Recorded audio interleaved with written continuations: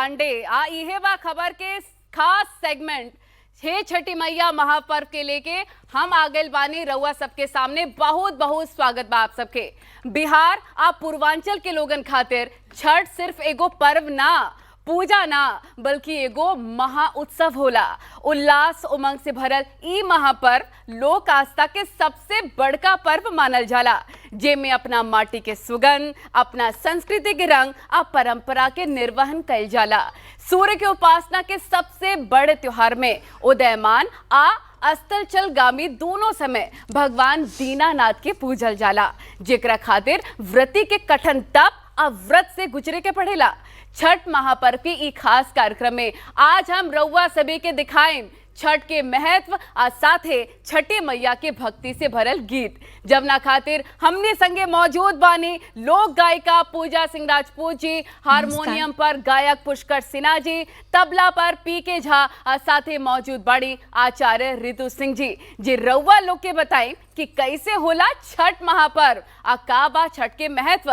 तो सबसे पहले शुरुआत एगो छठी मैया के गीते के साथ हो चाहिए। पूजा जी आपे के साथ शुरुआत कर जाए, एको बढ़िया गीत हो जाए छठी मैया के सबसे पहले। जी बिल्कुल। कि केलवा के पात पाराऊ गेलन सूरज माल झांके झूके, केलवा के पात पाराऊ गेलन सूरज माल झांके झूके, हो करेलू छठ बरतिया से झांके झूके, हो करेलू छठ बरतिया से झांके झूके। हम तो से पूछी बरतिया बरतिया से केकरा लागी, हम तो से पूछी बरतिया बरतिया से केकरा लागी, कि करेलू छठ बरतिया पे केकरा लागी, से करेलू छठ बरतिया से केकरा लागी।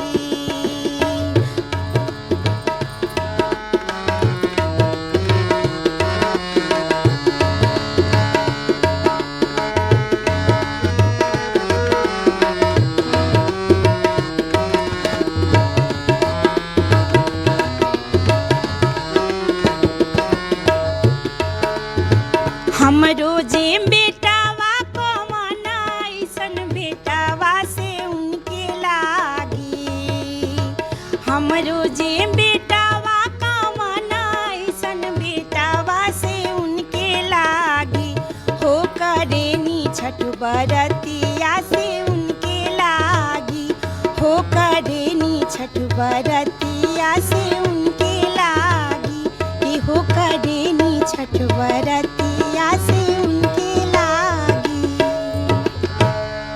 तो चलिए शुरुआत कर जाए। दर्शकन के बहुत जरूरी बा एकर महत्व भी जानल। छठ महापर्व के शुरुआत नहाए खाए से हो जाला, ओकरे बादे खरना, ओकरे बादे अस्ताचल आ उदयमान सूर्य के अर्घ दिल जाला। तो सबसे पहले रितु जी नहाए खाए के महत्व के बारे में दर्शकन के बताई। बिल्कुल, देखा सबसे पहले तो सभी दर्शकन के हमार बहुत प्रणाम और बहुत बहुत बधाई छठ महापर्व का। ये छठ महापर्व आस्था, विश्वास, प्रेम, आत्म संयम और अपने कितना ज़्यादा हम धैर्य का प्रतीक है, क्योंकि ये बिहार में जो ये पर्व मनाया जाला ये सबसे बड़ा पर्व है, 4 दिन चलने वाला पर्व है। और एकर शुरुआत होला कार्तिक शुक्ल पक्ष में चतुर्थी तिथि से नहाए खाए के साथ ही महापर्व का शुरुआत हो जाला। और व्रती जो लोग व्रत रखा ना उनके चतुर्थी से ही एकर शुरुआत कर देवे के चाहिए। और उनके सबसे पहले नहाए खाए का बात होता है, तो देखा नहाए खाए शुद्धि का पर्व है। सबसे पहले जो व्रत रखता है उसको नहाना, शुद्धि करना, अपने बाल धोना, और वो नदी पे जाते हैं और नदी पे जाकर उनको स्नान करना चाहिए, किसी भी पवित्र नदी पर जाके। उसके बाद शाम तक अगर आप व्रत रखते हैं, क्योंकि पहला दिन जो नहाए खाए की बात हो रही है उस दिन निर्जला व्रत नहीं रखा जाला। उस दिन खाली शुद्धि और आपको कुछ चीज़ खाएगा, जैसे चना का दाल, लौकी, कद्दू एकर बना के और एक व्रत में खाया जाला। और एक बाद शुरू होता है खरना का व्रत। तो नहाए खाए के व्रत में मेन जो सबसे बड़ा बात है वो है शुद्धि, विश्वास और व्रत की तैयारी। तो इसी के साथ बहुत जरूरी हो जाता है ये भी जानना कि जब हम व्रत रखते हैं तो उन गानों का भी बहुत मतलब होता है पुष्कर जी, उसमें पीड़ा, प्रार्थना, काफी कुछ होता है। तो एक गाना आप जरा सुना दे, जब व्रत रखती हैं महिलाएं तो कौन सा गाना गुनगुनाती हैं? छठी एक वो पर्व है जिसमें उषा और प्रत्युषा दोनों की पूजा होती है। सबसे पहले प्रत्युषा यानी सूर्य की जो अंतिम किरण पड़ती है उस समय अर्घ दिया जाता है प्रत्युषा को, और फिर अगले दिन सुबह में उषा जो एकदम पहली किरण है, उषा को अर्घ दिया जाता तो है। प्रत्युषा के टाइम पे कौन सा गीत गाया जाता है? आमतौर पे कंधे पर बहंगी होती है तो लड़कियां बोलती हैं पति को, देवर को कि लेकर घाट पहुंचाओ, तो उस पर है ये। कांच ही बांस के बहंगिया, बहंगी घाटे पहुंचाए, बहंगी घाटे पहुंचाए। होई ना बलम जी कहरिया, बहंगी घाटे पहुंचाए, बहंगी लचकत जाए। बाट जे पूछेला बटोहिया, बहंगी केकरा के जाए, बहंगी केकरा के जाए। तू त आन्हर होवे रे बटोहिया, बहंगी छठ मैया के जाए, बहंगी छठ मैया के जाए। ओही जे बड़ी छठी मैया, बहंगी उनका के जाए, बहंगी उनका के जाए। कांच ही बांस के बहंगिया, बहंगी लचकत जाए।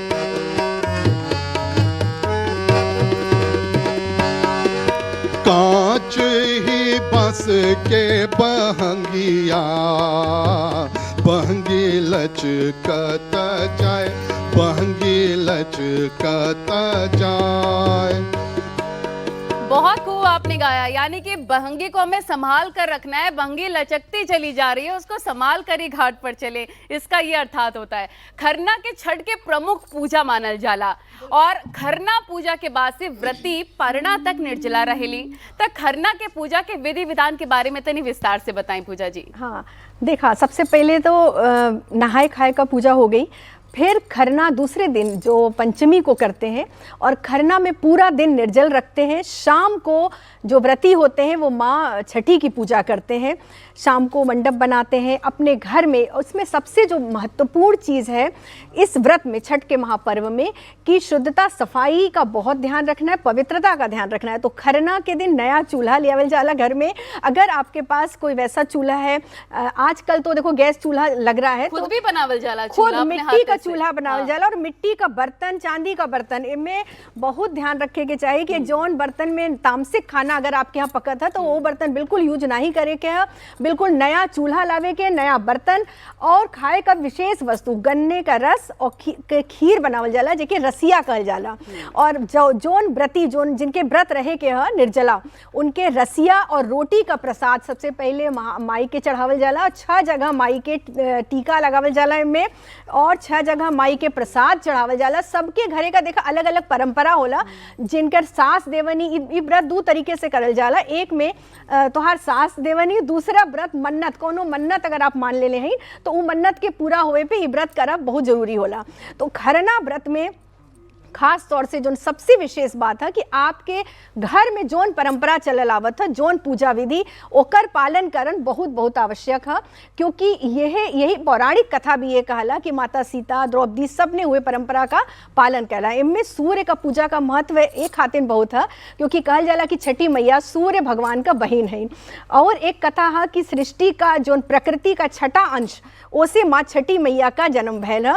जो उनकी संतान दुनिया, जोन बच्चन के रक्षा बदे छठी मैया देखा कहीं बच्चा होला तो हम छठी मनावल जाला उनकर, तो ओकर यही कारण है कि छठी मैया सभी का बच्चा का लड़का बच्चा सबकर संतान का रक्षा करे। बिल्कुल, बहुत ही महत्वपूर्ण बात आप बतैली पूजा जी। ए अवसर पर जब व्रती खाना बनावेली जैसन की उकालिंग की गन्ने के रस बहुत जरूरी होला खरना के वक्त, वो बनावे वक्त कौन गीत गावल जाला, का मन में चलेला व्रतियन के?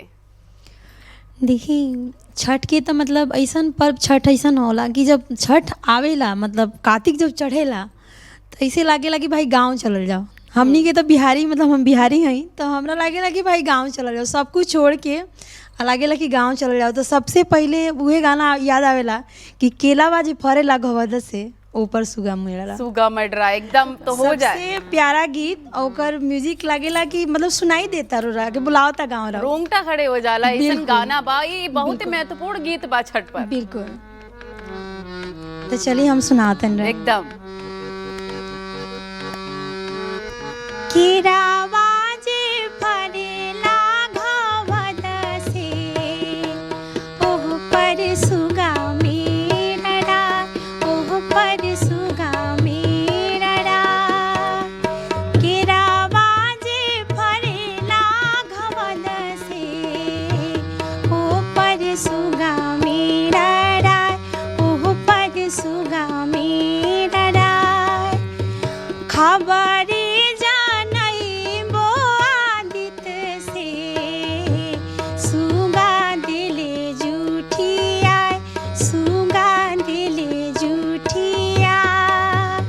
सुगावा के मरबो धनुष से सुगा गईले मरा, सुगा गईले मरा। सुगानी जे रोएली वियोग से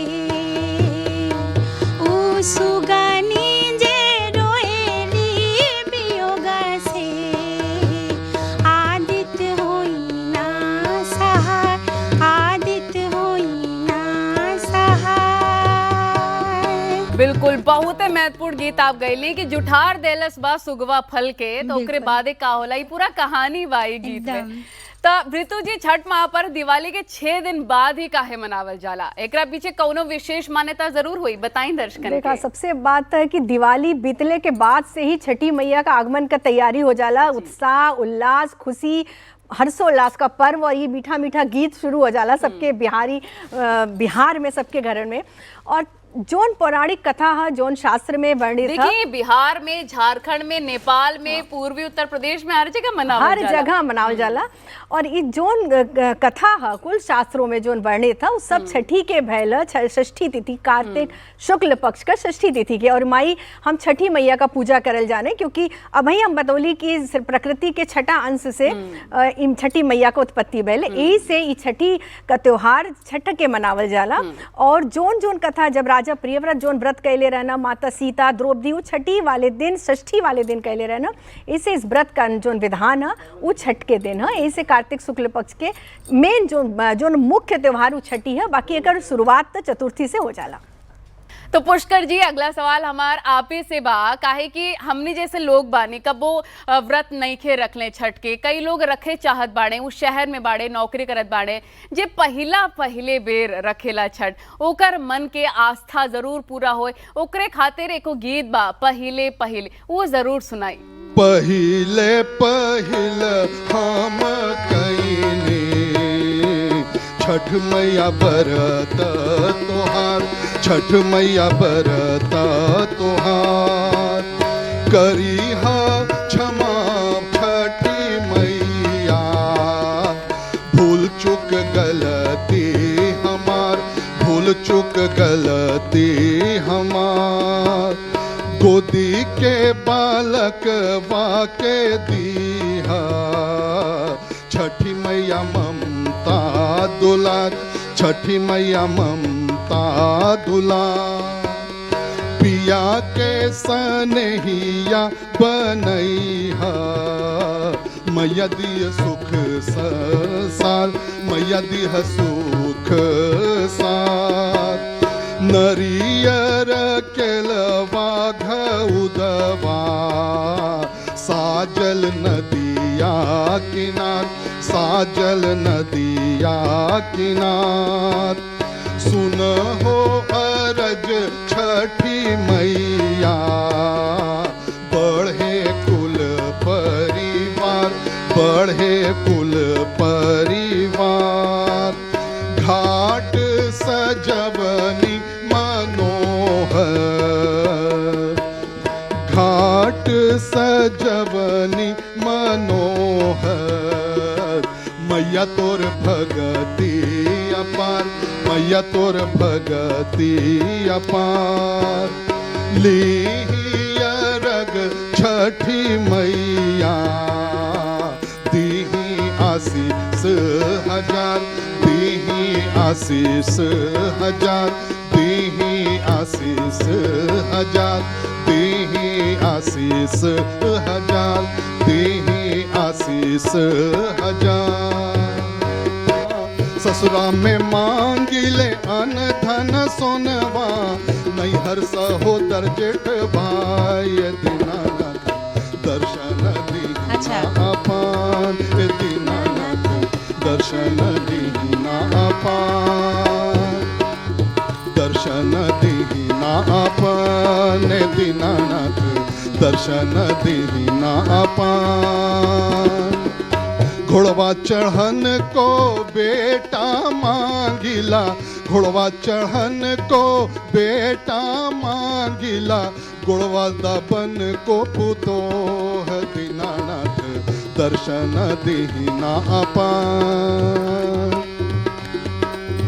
रुन की झुन की बेटी मांगिले, रुन की झुन की बेटी मांगिला। पढ़ल पंडित वा दामाद, दीनानाथ दर्शन दीना अपार, दर्शन दीना अपार। ये गाना में एक खास बात बा कि जैसे दुनिया भर में, भारत में ज़्यादातर जगह महिला ये कन्या भ्रूण हत्या होला। ई गाना में रुनकी झुनकी बेटी मांगेला, मतलब एक ना दुद्दू बेटी बिहार के लोग मांगेला, रुनकी भी और झुनकी भी। अब दामाद कैसन, पढ़ल पंडितवा दामाद, मतलब पैसा वाला दामाद ना चाहिए, पढ़ल पंडितवा चाहिए। यानी कि वो पढ़ल लिखल अगर होई तो वो अपने कमा ली, चला जाए दूर घर से कमाए। हाँ, हाँ। तो पूजा जी आप ही एको गाना पेश करी, महत्व जरा एकर बताएं कि जब खाना बनेला, जब व्रती सिंदूर लगावेली तो कौन गाना मल में चलेला। काहे कि वो गाना के पीछे एगो कहानी होला, एगो व्यथा होला, एगो मांग होले छठी मैया से।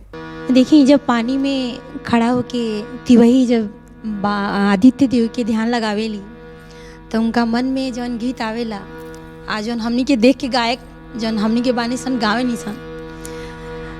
तकी काला पेली भी जाला तिवैया हो, क्योंगी है दीनाना। छठ के दिन ऐसन होला कि वो बेरा लागेला कि सूरज भगवान उगते नहीं की, और आँख देखत देखत थक जाला कि उगते नहीं की। हे आदित्य देव कब रोरा अपन दर्शन देम, कि कब हम अर्घ देम, हमार व्रत जन हुई पूर्ण हुई। तो यही पर गीत बा कि काला पेली भी जाला तिवैया हो, क्योंगी है दीनाना। कि कटालो से कटे ना समैया हो, क्योंगी है दीनाना। काला पेली उतला तिवैया हो, कि काला पेली भी जाला तिवैया हो, उगी है दीनाना। कि कटालो से कटे ना समैया हो, उगी है दीनाना, उगी है दीनाना।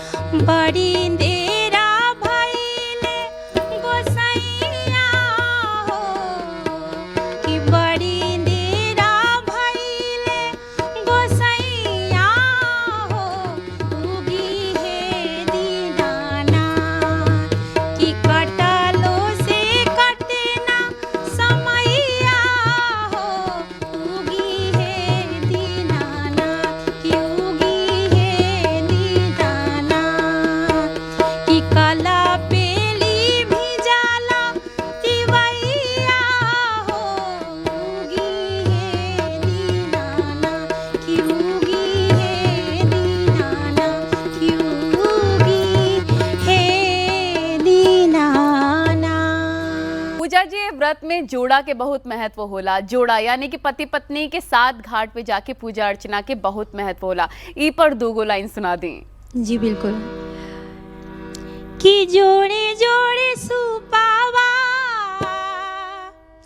कि जोड़े जोड़े सुपावा हम तोहे चढ़ाई बोना, हे छठी मैया तोहे चढ़ाई बोना, कि मैया मोरी खोलू ना हो के बढ़िया, कि दर्शनवा देहू ना, कि मैया मोरी खोलू ना हो के बढ़िया, कि दर्शनवा देहू ना। जोड़े जोड़े सुपावा, जोड़े जोड़े सुपावा हम तोहे चढ़ाई बोना, कि मैया मोरी तोहे चढ़ाई बोना, कि मैया मोरी खोलू ना हो के बढ़िया, कि दर्शनवा देहू ना, कि मैया मोरी खोलू ना हो के बढ़िया, कि दर्शनवा देहू ना।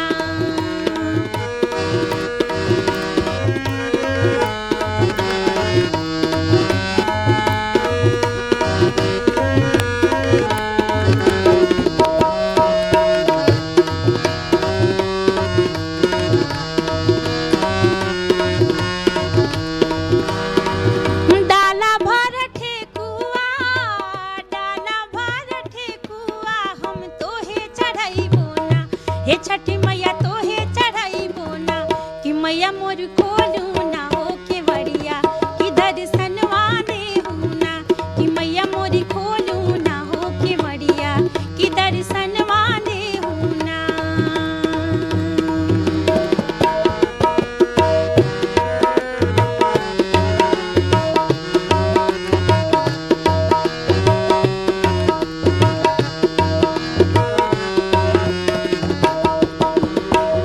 डाला भर ठेकुआ, डाला भर नारियल हम तोहे चढ़ाई बोना, कि मैया मोरी तोहे चढ़ाई बोना, कि छठी मैया खोलू ना हो के बढ़िया, कि दर्शनवा देहू ना, कि मैया मोरी खोलू ना हो के बढ़िया, कि दर्शनवा देहू ना, कि मैया मोरी खोलू ना हो के बढ़िया, कि दर्शनवा देहू ना।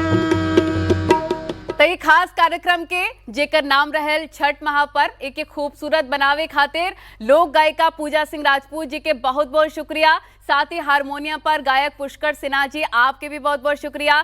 तबला पर पीके झा रहलन उनकर भी बहुत बहुत शुक्रिया आवे खातिर। आचार्य रितु सिंह जी आपके भी बहुत बहुत शुक्रिया बा।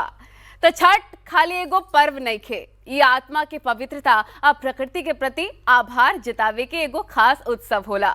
आस्था की रोशनी में रउआ सभी के जीवन में सुख समृद्धि आ ऊर्जा आवे, यही शुभकामना के साथ आप सबके धन्यवाद। नमस्कार। जय छठी मैया।